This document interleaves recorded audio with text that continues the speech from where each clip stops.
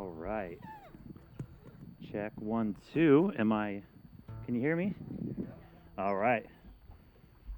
Okay, cool. Well, man, there's just such a fun vibe about going outside. I'm a big fan of this. I'm glad. It's so funny. The Lord likes to show off. We were checking the weather, obviously, because, last Sunday, and at some point there was lightning bolts on today. There were raindrops, and then God's like, yo, I got you. Like, I'm going to take care of you. And now we're sitting here like, wow, we're actually really warm. But we're happy to be outside today. It's funny, I brought this stool out because it's like, maybe I'll sit down and chat. It just seems like one of those environments. But I was like, I don't sit down and teach. I can't do that. I can't sit still long enough. So we are glad that we are out here. Glad you guys joined us. I think only a few showed up at 9, and anybody showing up for the 10:30 service, welcome. Neighbors, if you're joining us as well, whether you like it or not, glad you're here. Grab your coffee. Neighbors, if you hear anything that you don't like in this teaching, feel free to email me at Abbott@River Valley CC. 2 B's, 2 T's. Just be angry, be loud. It's all good. So we are. I guess I shouldn't lie. If you are new here at Rogue River, my name's Tim. I'm not Austin. I am glad to be here today. We are continuing through our cross-culture series, and it's been an incredible journey, just for us here at Rogue River, and even just RVC as a whole. It has been so cool to hear the conversations that have happened, just the hearts that have been opened. It hasn't been all sunshine and rainbows. There obviously have been tough conversations, but from my understanding, the good that this series is doing definitely outweighs the opposition. So today we continue in our cross-culture series. Again, just a biblical perspective on cultural chaos. And we are talking about something that is right on our doorstep, and that is social justice. Figured I would give Austin a week off after all the heavy topics, talk about something light like social justice in our community. So before we talk about social justice in our life, though, if you know me, I like fun facts. I like looking at random things. I like looking at the animal kingdom. So before we get to our society, let's look at the animal kingdom. Honey badgers. If you're familiar with the honey badger, you know one thing about a honey badger, and that's that they have a blatant disregard for any other creature. Right? Honey badgers just do not care about anything. They are what we would call rude, right? They just do not care. Here's where it gets fun. Pandas. Now, any zoologists or people that know more about pandas than I do, correct me afterwards if I'm wrong. But pandas, if they have twins, which I guess can be kind of rare, it's not uncommon for a panda to abandon one of the babies to take care of the other. Right? Pandas it's not uncommon for them to be, see you later, little panda baby, and take care of the other. Now, this one's weird. Praying mantises, and in the praying mantis world, it's said that about 25% of the mating experiences end in the female devouring the male counterpart after mating for nourishment, just for a little snack afterwards, right? Austin, you should have used this for your sexuality teaching last week, or a few weeks ago. But yeah, so not uncommon for that to happen in the praying mantis world. But here's the thing. If you're to go to the honey badger world, a honey badger say how mean another honey badger is. It's just how honey badgers are. Now, there's no prayer group or support group for praying mantises. See what I did there? Prayer group. For people that have lost loved ones after mating experiences. That's just not a thing in the praying mantis world because that is part of how they are formed. That's how they're created. But if any one of those things happened in the human world, if any one of those things, if we acted like a honey badger or a panda, there would be an immediate call for fairness, for equality. There would be just claims that was an unjust thing to do. Now, if I acted like a honey badger or a panda or a mantis around Austin would rightfully slap me upside the head and say, bro, stop doing that. Stop acting like a honey badger. Stop acting like a panda. Not even going to get to the praying mantis. But we don't see that in the human world, and why is that? Well, Austin has done a phenomenal job throughout this series of laying the verses, foundational verses for this series, laying down some foundational text.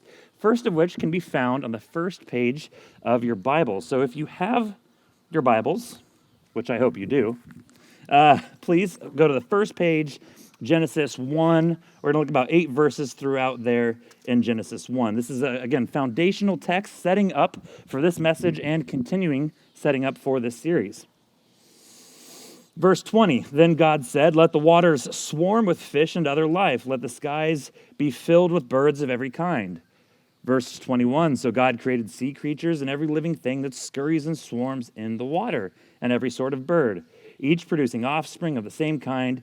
God saw that it was good. Birds, check. Fish, check. Verse 24, God said, let the earth produce every sort of animal, each producing offspring of the same kind.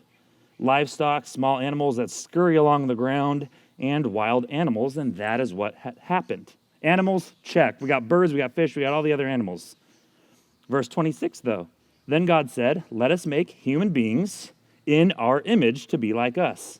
They will reign over the fish in the sea, the birds in the sky, the livestock, the wild animals on the earth, the small animals that scurry along the ground. Verse 27, so God created man in his own image. He created them in the image of God, and he created them male and female.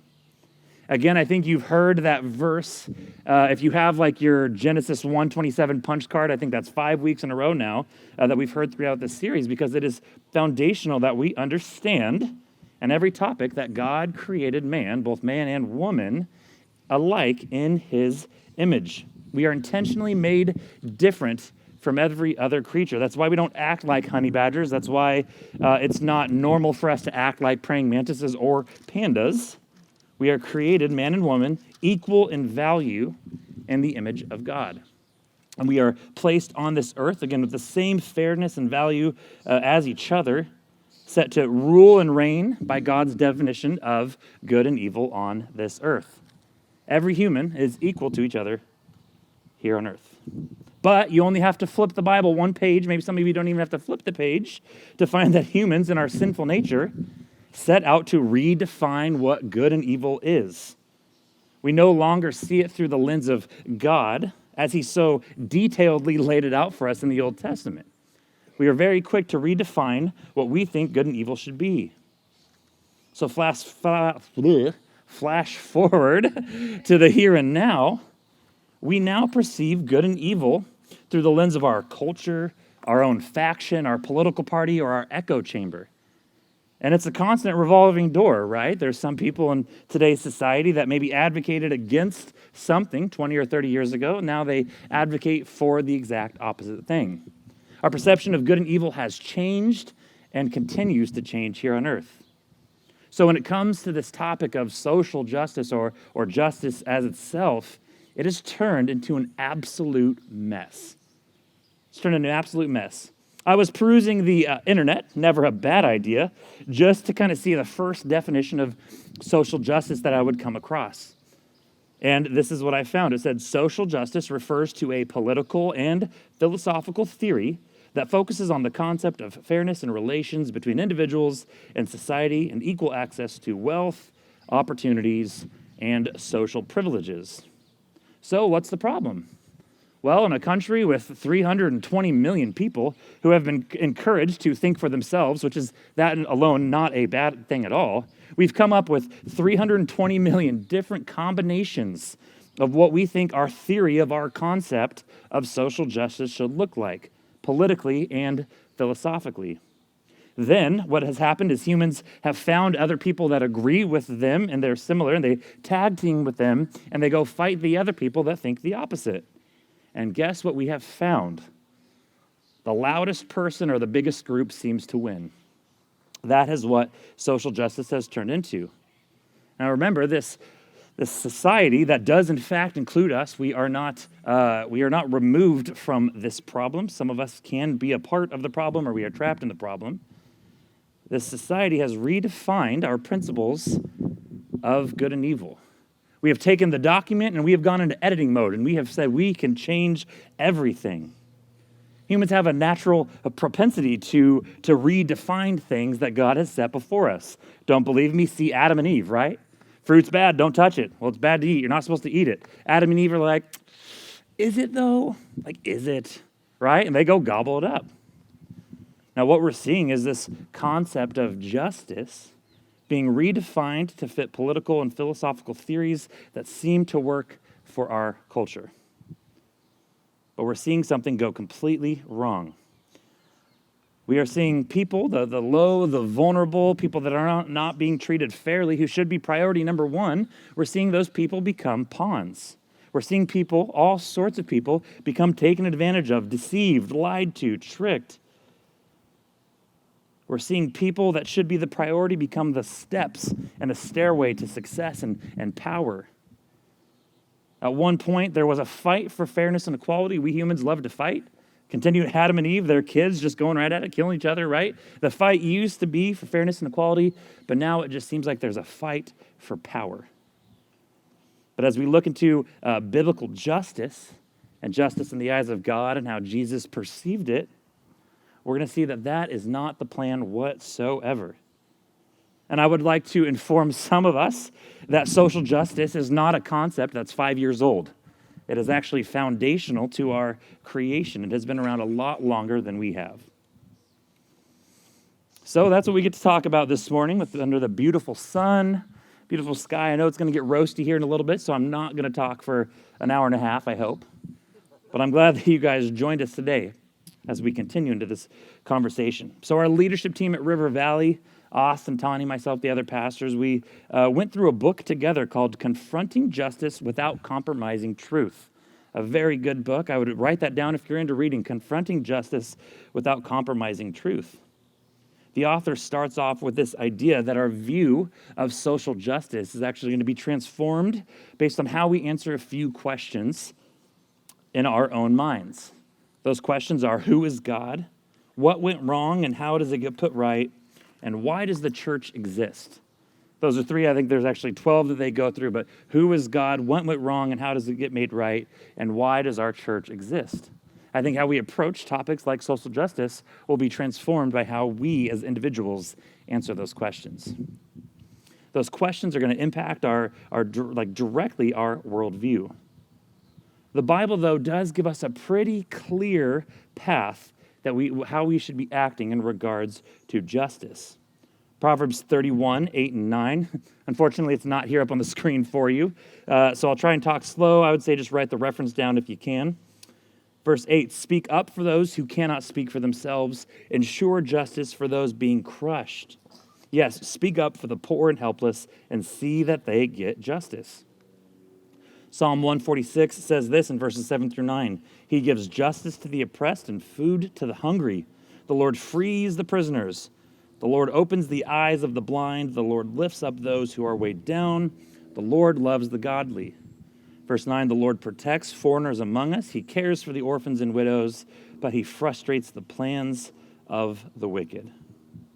In Genesis 18, the Lord instructs Abraham and his family to do a few things, one of those being keep the way of the Lord by doing what? Righteousness and justice. Keep the way of the Lord by doing righteousness and justice. Two words here we're going to look at.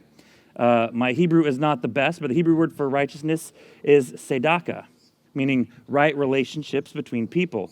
Hebrew word for justice, mishpat, which could actually mean two things. In the Bible, it can be referred to as retributive justice, right? So you did something wrong, you pay a consequence. But a lot of how we see that word used throughout Scripture is actually this form of restorative justice. Restorative justice, which is what we're going to be focusing on today. That idea of intentionally seeking out people who have been wronged or taken advantage of and helping them. And I think that's going to be big for a lot of us, intentionally seeking out, going out of our way, getting out of our chair and off of behind Facebook, but actually going out in our lives, intentionally seeking those out that are being taken advantage of and helping them. So how I personally am going to define this view of biblical social justice is going to be pretty simple. Seeing what is wrong and having a desire to make it right. Being sensitive and seeing what is wrong and having a desire to make it right. I want to be reminded that, or I want to remind us that God made us to be social creatures. God made us for each other. The introverts out here are like, I don't know about that, Tim. God made me to be alone, and I love it. But God, in fact, did make us to operate in fellowship and community. I think of the spiritual gifts that are given by the Holy Spirit, and all of them need at least one other person for them to be relevant.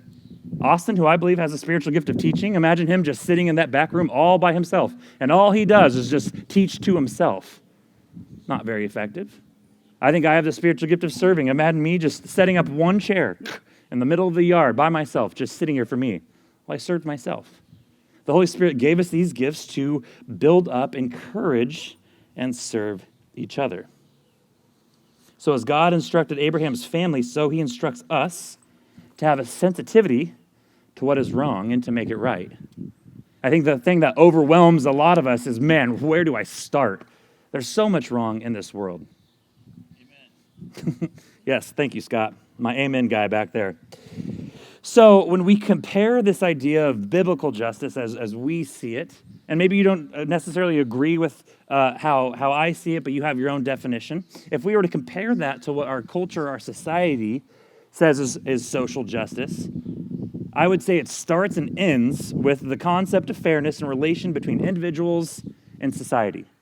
I would say that if we were talking to people that maybe don't believe in God or out in society, or the people that we sometimes feel like we oppose, I bet we could agree on that line and that line alone. The concept of fairness and relations between individuals and society. As tempting as it is, though, I don't necessarily want to bash on our culture's attempts at doing good for society, because I think that's what we see. There's an attempt, but then there's just a complete mistrail that happens, because there are movements out there. There are sub-movements out there that are truly advocating for those without a voice. Movements that are inside the church, that are outside the church. But the problem with the trap that anybody could fall into is when we start following movements and not following the Lord. It's when we hitch our wagon to a movement and we have started to not prioritize the things that the Lord teaches us. So I think I can categorize us into 3 categories. Maybe you could actually break it down even more. There's people who are acting in injustice, that I would just say is evil. People acting in injustice, pure evil. People who practice social justice incorrectly. I would say they fall into this self-justice, right? They have decided in their minds what is right and wrong, and they are serving that. Again, sometimes it can hit the mark, sometimes it doesn't. But I think sometimes, and I was talking to Scott about this, I think that we as Christians can fall into what I would call a reactive justice. We are reacting to social justice being practiced incorrectly. And again, our intentions are good, but we begin to react to what they are doing and not being proactive in what God is telling us to do. So there's 3 categories where I see problems happen. Again, you could break it down maybe even more if you wanted. But so often, this term social justice, it gets hijacked by groups of people who view the idea of loving others so different that they fight each other in the name of social justice. And that's a trap that we can fall into. Man, what they're doing is not social justice. So we're going to gather together, we're going to go fight them until they do what we do. And it just becomes this combative interaction. So today I want to recalibrate our view of social justice, advocating for others, by ironically focusing on ourselves. Doesn't make sense. Advocating for others by focusing on ourselves. Well, that's what I want to do today. And I want to ask ourselves this question. I want you to be able to ask yourself this question. Is my social justice, is my view of social justice, how I act out in justice and righteousness, does it align with God's view of social justice? True biblical justice is not always going to be convenient. Rarely will it be easy. Rarely will it be politically correct. And rarely will it be socially acceptable. Something that was tough for me to realize is that somebody who does not necessarily like confrontation, right, don't like upsetting others, although I do know that sometimes it needs to happen, but acting in true discernment of the Holy Spirit, right, truly listening to what God is saying and not what others are saying, it's going to upset people. It's going to upset people outside the church who think that God is actually the ringleader behind injustice, that he is limiting people, that he is oppressing people, and that believers of him are doing the same. But there also might be a chance that it is in 2022 that it might upset some people in the church as well. Some people that we are shoulder to shoulder with, that maybe have a different view, that have a sensitive part in their heart. We might upset or we might kind of clash heads with those people as well. So two things. One, I want to repeat something that's been repeated in almost every message. Grace. Grace is incredibly important as we venture into this cross-culture series, as we continue, as we venture out into society, that we have grace. Grace for others, grace for each other. I even ask for grace as maybe I'm saying something that you don't agree with. But I'm also reminded that to follow Jesus' path, to follow in Jesus' footsteps, this is something I have to tell myself every day. It's a form of radical living. To truly follow Jesus is a radical concept that will not make sense in our culture. We've said it here before that when Jesus comes in, he brings this upside-down kingdom. Not the upside down like in Stranger Things, but the fact that he is coming to culture and flipping everything upside down. How culture sees it and how we see it is just different. Because you look at God's response to injustice in this world, God's response to the evil in our sin. It wasn't to do what we would think is the first action. It was to sacrifice his one and only son, an innocent life for the guilty, which is each and every person, including myself, me first and foremost, who have sinned. He gave us righteousness that we didn't deserve. He responded to evil with truth and love and sacrifice. And I know that he wants us to go out and respond the same way. Jesus gives us clear instruction to what I would call right living would look like. Now, correct me if I'm wrong. This is what Jesus tells us to do. Love God, love your country, love your political party, love the Niners, hate the Seahawks, right? Scott, where's my amen? Nope, all right, I'm not getting that one. And love those who never disagree with you, right? I may be paraphrasing, but that's in the Bible somewhere, right? Okay, I'm not getting any confirmation. Matthew 22, a passage we're all really familiar with. Teacher, what is the most important commandment in the law of Moses? He replies, you must love the Lord your God with all your heart, all your soul, and all your mind. This is the first and greatest commandment. A second is equally important. Love your neighbor as yourself. I'm repeating that because it's important. Love your neighbor as yourself. The entire law and all the demands of the prophets are based on these two commandments. So side note, completely irrelevant, but I was thinking about it. Imagine somebody who's spent your whole life, right, studying all the scriptures up to that point, right, studying the Torah, and you're going to Jesus. You're feeling good because you are well-read, you are educated, and you're like, all right, Jesus, what's the most important commandment? Because I know all of them. It's like, actually, you can just sum it all up in 2 sentences. I'd be really mad. It's like a teacher saying, hey, you have to read all these textbooks and be like, hey, they can all be summed up in like 2 sentences, though, you're fine. I'd be a little frustrated, but that's just me. So Jesus sums up everything in these 2 commandments. Now, while I don't want to restructure Scripture, right? I don't want to, but how can this not be the same answer or the same approach that we approach acting out in biblical justice? Jesus was face-to-face with the sick. He was face-to-face with the poor, the lame, the outcasts. He even went toe-to-toe, face-to-face with the opposition. He did not back away from anything because his mission was clear. Tell the people the truth about God, that's very important, with the love of God, equally as important. Sometimes, and I'm saying people, but I actually think I'm just talking about myself, so you guys get to see me talk to myself. I think we get this a little backwards. We get a little wrong and misguided when we flip-flop those things in our life, right? We lead with you're wrong, we don't lead with you're loved. We are so ready just to tell people that they are wrong and we are right that we even just forget to tell them that they are loved. Another verse that we've tagged as a staple to this series is found in 1 Peter, and it encourages us to always be prepared with a response.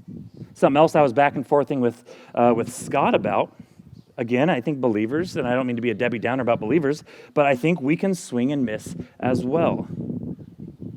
I think our response is generally, all right, I'm ready to respond how you are wrong and I am right. I'm not ready to listen. I'm ready to respond that way. But 1 Peter is very clear. In your hearts, revere Christ as Lord. Always be prepared to give an answer to everyone who asks you to give the reason for the hope that you have. Now, why I'm bringing up this passage is because I think we can get pretty defensive, and I think there are reasons why we feel like we need to get defensive because we often feel attacked. But I think when I think of that response that me as a Christian is supposed to have here in society, it's very clear. It's not why they are wrong and I am right. I think conversations could lead to that, but it is for the hope that we have in our Lord. It is for the hope that we have in Jesus. That should be fueling our conversations and our responses, especially when regarding social justice. I was reading something that said the title of follower of Jesus or the title of Christian will either be one of two things in our life. It'll be a status, no more or less than just a name tag. Hi, I'm Tim and I am a Christian. Or it'll be a definition of somebody who has radical living in their life. Someone who has radical living as their path. So you guys, there's true evil out there, true injustice happening that is disguising itself as social justice. I do believe that. There are some movements, some groups out there that are barely disguised as doing good. They are simply doing evil, but they disguise themselves as social justice. And it is almost in our nature as humans, in that Adam and Eve, Cain and Abel nature, to fight fire with fire. It'll go away if I make them go away. But it's hard, but we have to refrain from leading with that. So I want to end our time with some practical application. And again, one area that I think has really hurt the application is that it seems to, and this isn't just Christians, this is everybody, but one thing that's been very prevalent, I'd say, in the last few years is that we've kind of gone away from individual responsibility. That's not our first thing, but there's this mob mentality. There's definitely a mob mentality going on. Us versus them. We are doing our part. Let's fight them until they do our part as well. Social justice, I think a lot of social justice has become no more than not a societal remedy more than it is a celebrity death match. Right? Who can fight each other and who's the last one standing? That's what it has become. So I do think that true social justice happens when we reframe our minds to take individual responsibility in our call, what we are here to do in our community. Instead of coming up with it myself, I figured why not learn from a prophet who was saying the same exact thing thousands of years ago. Now, some of you were sitting here like, social justice. I'm wondering when he was going to talk about Micah. Well, I am not here to disappoint. Micah 6:8, very, very famous. Thank you, Casting Crowns, who I think brought the verse out in one of their songs. But Micah is a book where Micah the prophet is bringing forth accusations and judgments from the Lord toward Israel. He starts with the leaders, really hounds on them because they're just doing some evil, corrupt things, completely irrelevant to today, right? Then he focuses on the people. Israel had created a habitual, an ongoing, a continual, the norm, a habitual lifestyle of corrupt, kind of evil living. They prioritized wealth, and the way they did that was through theft and greed. There was corruption and injustice by taking advantage of the vulnerable and the voiceless, which led to Micah coming and speaking against the leaders and the people. Now, what was happening is the leaders, which was happening in the Old Testament, it was happening in the New Testament, and for some reason it still definitely happens today, is that the religious leaders were looking just like that. They were looking religious, right? There was rituals, there was things happening. They looked religious. In the Old Testament, there was a lot of sacrifices and rituals, but there's more to following God than just those things, and that's what Micah was saying, and that's what we need to hear today. So in chapter 6, he gives very clear instruction for the people. He says, verse 8, "Know, O people, the Lord has told you what is good, and this is what he requires of you, to do what is right, to love mercy, and to walk humbly with your God." Other versions may say, "Seek justice, love mercy, walk humbly with your God." First two focus on interactions with people. The last one focuses on our relationship specifically with God. So we're going to go through those, again, kind of what those look like in our life, and then we'll be done here today. First one, to do what is right. In other words, seek justice. Now, I want to clarify, I'm not saying that our answer is just to act like good, moral people, right? To just be good, nice, pretty people.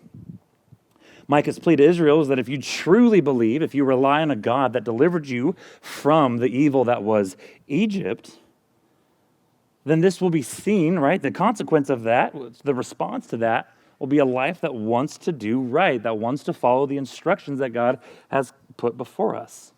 In the same manner, I think if we replace Israel with our name and we replace Egypt with sin, that message is critical to us today.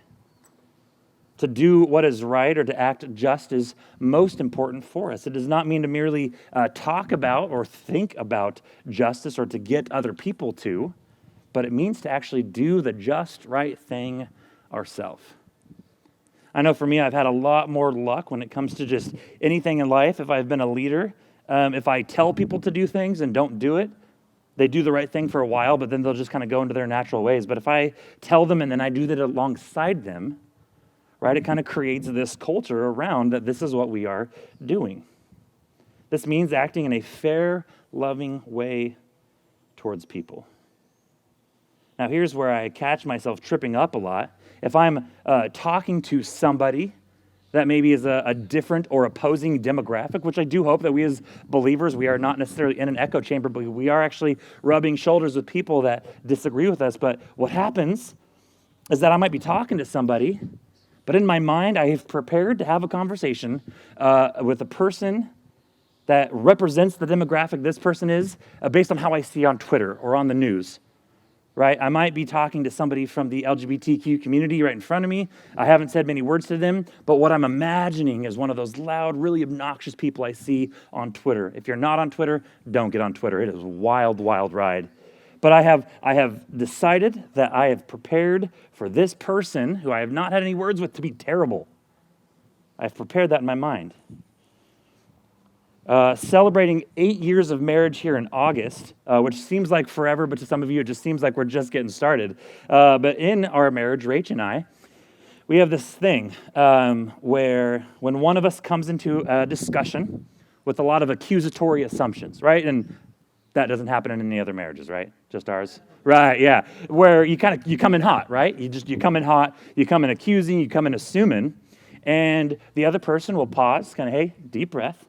And they'll say, hey, I feel like I have lost this discussion in your mind before it has even started.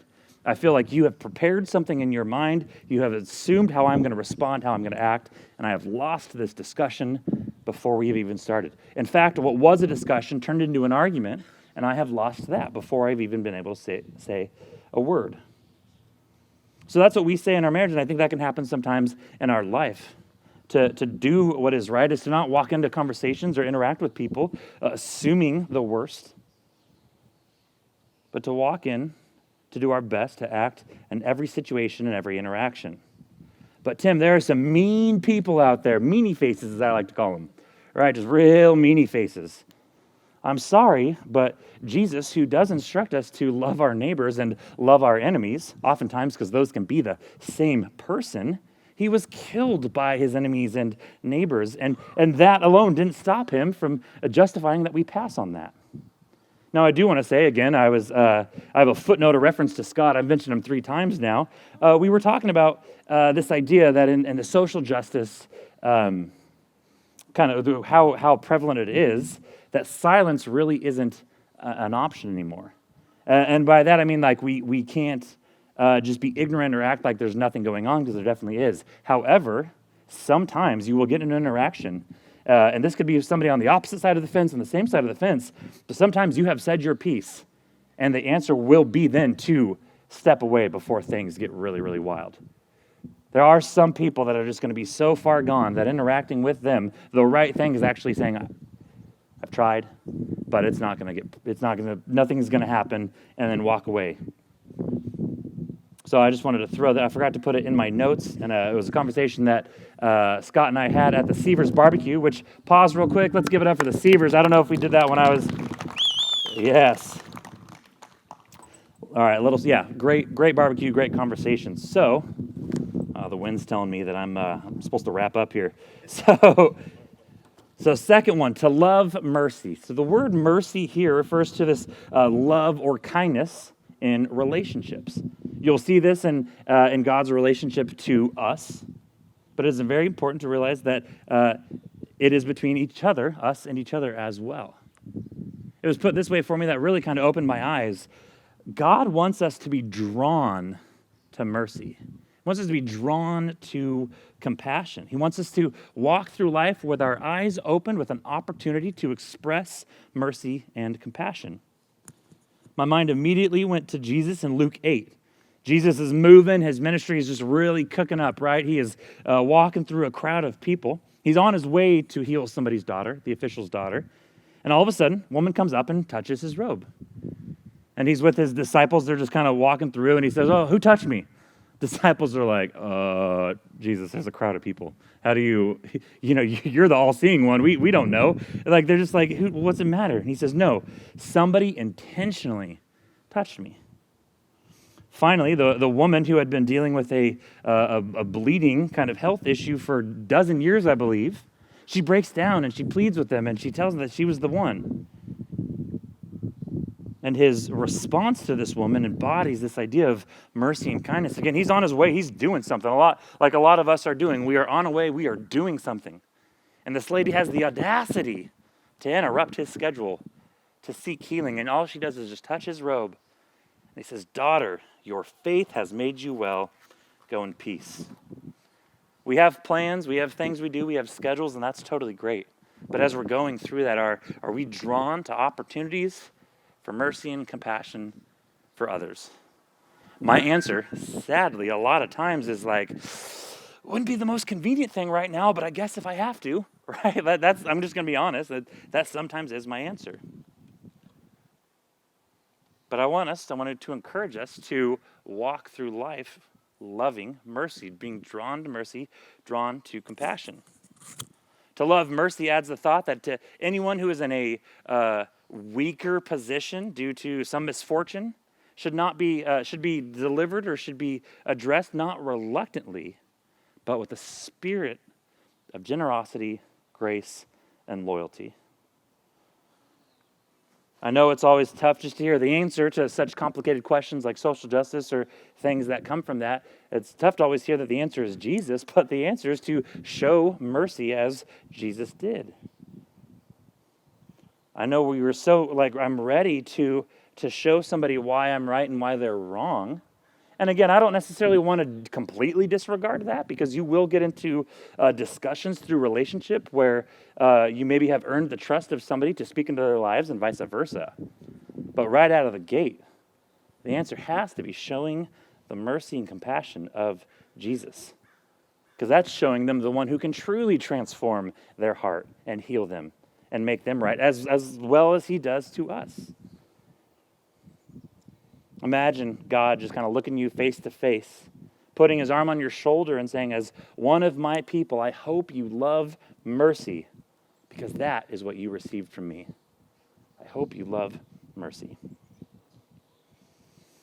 Lastly, it says to walk humbly with your God. So it's interesting in a lot of circles regarding this verse, scholars, other people a lot smarter than me, they'll say that humbly is actually not the best word choice for this word in the original text. Some would say that walk circumspectly would be a word, right? Careful, prudent, discreetly. But circumspectly doesn't sound great in a Casting Crowns song, so that's obviously not going to work, and it's hard to say. Now, the advice of living humbly is not bad, definitely not bad at all, but others would say that they would encourage us to read it as to walk carefully with your God. Walk often is the word used for our life, right? To live carefully with your God. This phrase, this encouragement is kind of the bedrock of the other two. It's out of walking carefully, walking right with God, that we are going to be able to do the others. Micah is challenging the Israelites that the rituals and the sacrifice, hey Clara, rituals and the sacrifice, she disagrees with this point. We had a big discussion last night, but there must be a change in our heart as well. And for us here in 2022, it's more important than ever. Now, he's to make it clear, he's not saying what they're doing is necessarily wrong, but if that's all you're doing, that's where it becomes incorrect. Faithful participation in worship is not enough. It must be accompanied by faithful, proper living in accordance to God. 2 commentaries I really appreciated as we truly actually wrap up our time. It says this: without love, holiness of heart and righteousness of life, flowing from faith in Christ, all our church goings, forms of prayer, and almsgiving profit us nothing. A little bit longer one. Thus, this saying is not an invitation in lieu of the gospel to save oneself by kindly acts of equity and fairness, nor is it an attack on the forms of sacrifices and cultic acts mentioned in the tabernacle and temple instructions. It was instead a call for the natural consequence, and this is what I want us to remember, the natural consequence of truly forgiven men and women to demonstrate the reality of their faith by living it out in the marketplace. Such living would be accompanied with acts of deeds and of mercy, justice, and giving of oneself for the orphan, the widow, and the poor. So, Tim, what's your answer to all this hobgobbery in our country? Well, the answer is not to fight fire with fire, and it is not to walk into discussions hell-bent on proving that I am right and they are wrong. Now, I'm speaking to myself when I say that because I have frustrations with that, and I want to prove to somebody why they are right and why they are wrong. I want to transform their heart. But that's what God is going to do. My answer is that we reveal the natural consequence in our lives of being truly forgiven men and women here in this community to demonstrate the reality of our faith by living it out in our lives. Reveal God's true justice that was formed in my life when he transformed my heart to the world that comes out in the faith, the hope, and the love that we have access to in Christ. I think that is how we are really going to change this community. So my prayer, as I ask Brian to come back up to finish our time, my prayer is that we ask God to truly show us how to love our neighbors and our enemies as ourselves, and justice will prevail. Let's pray. Lord, we thank you just for your provision for everyone here, for this beautiful day, for all the hands and minds and hearts that made this setup possible. God, we just thank you for going before us. And God, as we face problems that we don't have answers to, we know that you go before us and that you know the answers and that you are the answer. God, I do pray that, we go out into our community ready to show the true justice that you have performed in our lives and our hearts, and that we would be able to be prepared with a response and to show your love, your mercy, your grace, your truth to all of those around us. God, we give this day to you. Thank you for being the true Heavenly Father in all of our lives. Say all this in your name. Amen.